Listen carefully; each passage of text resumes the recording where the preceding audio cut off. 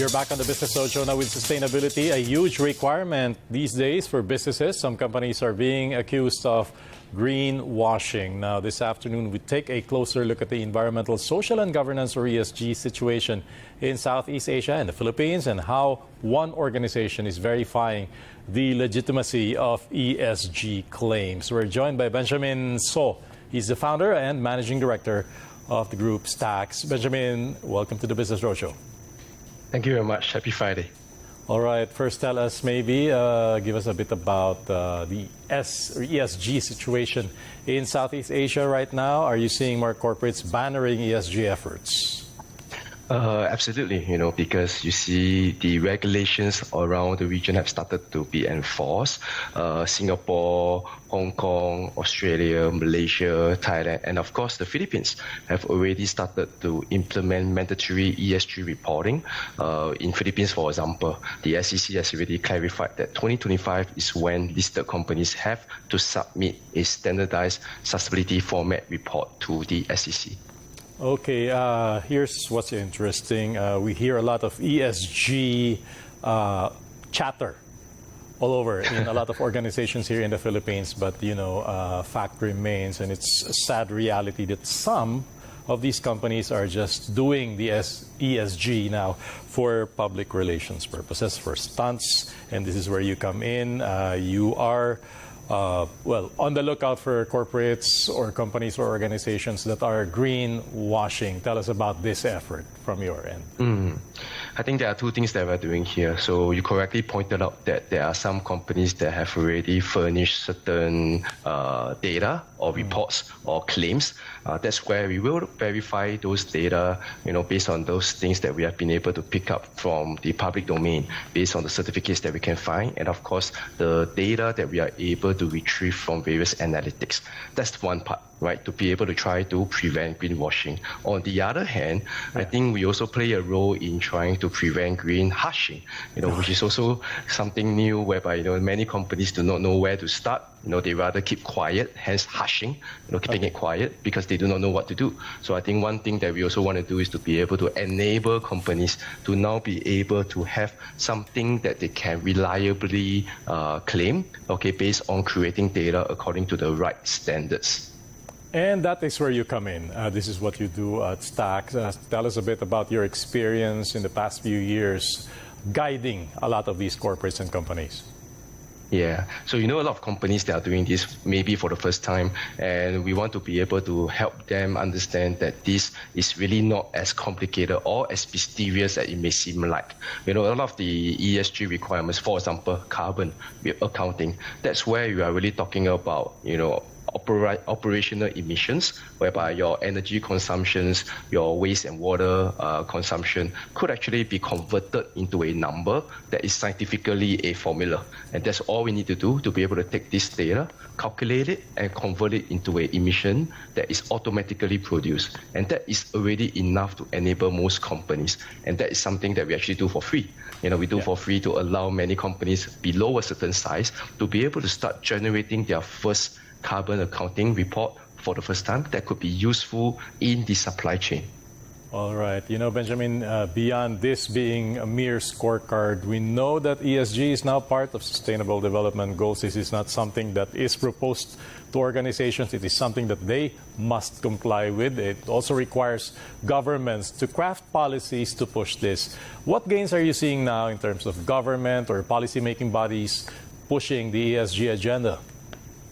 I see a lot of coordination actually. The ISSB has published the final version of the sustainability standards. ISSB is after all a subsidiary of the IFRS, which governs financial reporting standards. So that was already done last year, and which is why many countries in the region are already adopting these standards as the mandatory regulatory requirement from 2025 onwards.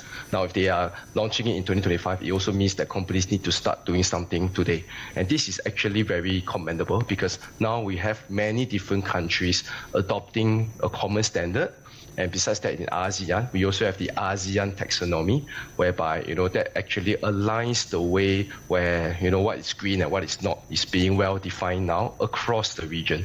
So we are very positive and very optimistic that, in at least the APAC region, we are now seeing some form of commonality, and easy comparability, for companies to disclose data and for investors to assess this data. Yeah. Benjamin, it was different a few years back for a lot of companies who had to feel their way in, admitting and accommodating and adopting ESG. Luck is on the side of corporates these days because there are actually tools that help them make better ESG strategies. AI, for one, can help greatly in this endeavor. Tell us how companies can leverage on technology now for better and sustainable governance. Yeah, absolutely. I think there are two things here that AI can do. Number one, there's a lot of heavy lifting that's required, when it comes to sustainability, reporting, and accounting, because after all, this is the first time that many companies are doing it, and there's a lot of data in the company and the organization. So AI can help to, for example, retrieve data from your fuel receipts, from your invoices, from your bills, water bills, etc. So that's one thing that AI can do. Secondly, on a more downstream element, AI can also help to analyze where we stand in relation to the industry, in relation to other peers, and that's where AI can form very clear analytics and therefore provide certain recommendations on how we could improve. And that is useful for companies, as they have this journey towards a longer-term goal that they have set for 2050 or 2030. All right. Now, your organization, Stax, which is Asia's leading ESG data and technology company, active in this initiative as well. A few years back when you started, things may have been different. So what is the mode of operation now for Stax?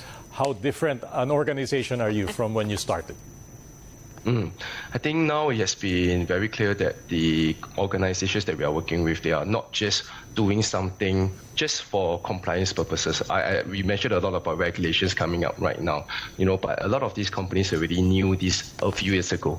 Now we are already starting to see that organizations actually see this as a competitive advantage and opportunity, whereas sustainability is now an opportunity. If a company is more sustainable, they actually get to win more business deals. And that's where we already started to see some form of a positive network effect, where companies are looking to capture some benefits from sustainability reporting on one hand, for example, to amplify their credentials to the other users of the data. On the other hand, larger corporates are trying to use us to try to find greener suppliers, to try to reward them. And we also have financial institutions providing sustainability-linked loans, which are green loans with a lower interest rate than your normal loans. So that's where we start to see a lot of network effect, positive ecosystem benefits for company going to sustainability, and which is why I think the real meaning of the word sustainability is now taking shape. Whereas if you are sustainable, you will be more profitable in the long run. And maybe a few years back, when you talk about ESG in its inception, this was something for the big boys. I mean, only big corporates were concerned about this. But the goal really is to have everyone on board, big or small business. Now, if you're a small organization or a small company, how do you start and where do you start? So I think firstly, any small company needs to be aware that they are part of a long supply chain. Companies like us in Asia, we are supplying goods or services to all over the world. So it's important that we are already ready. And so that's number one, step one, awareness. Further on, I think the good news is that there are a lot of technology tools like our own ESGpedia platform that provides some enablement. We do not really need to be experienced in ESG to start creating our own first ESG report. So that's where the platform, in a very guided fashion, will go through all the steps and convert those operational data that any company has. Any company has in their accounting system, the records of fuel purchases or electricity consumption. So that is already enough to create a standard report that can be useful, for reporting to clients or investors. Yes. Lastly, Benjamin, we know for a fact that any ESG effort may entail costs, and a lot of small businesses or struggling businesses are allergic to costs. Now, can you give us a sense of, cost to benefit analysis? What are the pluses and the minuses of really investing on ESG? And what's your message perhaps to those small businesses who think this is a costly endeavor and something they cannot pull out or pull off? Yeah, I think firstly it's important to mention that a lot of the tools are available out there for free. Example, our own ESGpedia has certain tools that we are making it available for free at no cost, for companies, especially SMEs. Now, this is all part of, several initiatives that are out there, including from the United Nations, including from various local governments. They are aiming to provide some form of support to provide tools for companies. Now, even if they want to go further along, there may be some premium services that are being offered that may charge a certain amount of cost. But it's also important to note that this cost is tangible and results in a return, which is often multiple fold, and of course in the long run generate more business, because it is already now very clear that several larger corporates, they are now prioritizing sustainable procurement. They are now prioritizing responsible sourcing.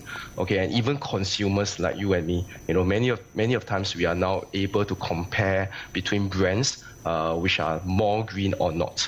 And that's where we are already starting to see the impact on the bottom line. We have already started to see that sustainable companies are higher valued by investors in stock price. They are also able to generate a longer term returns from their clients, especially when the investing demographic is becoming younger and younger. And that's where a lot of people today are now looking to invest or purchase only from responsible and sustainable companies. All right, and we do look forward to more advances on the ESG front with you, Mr. Benjamin So, founder and managing director of Stax. Thank you so much. It was a pleasure talking to you today. See you again soon. Thanks.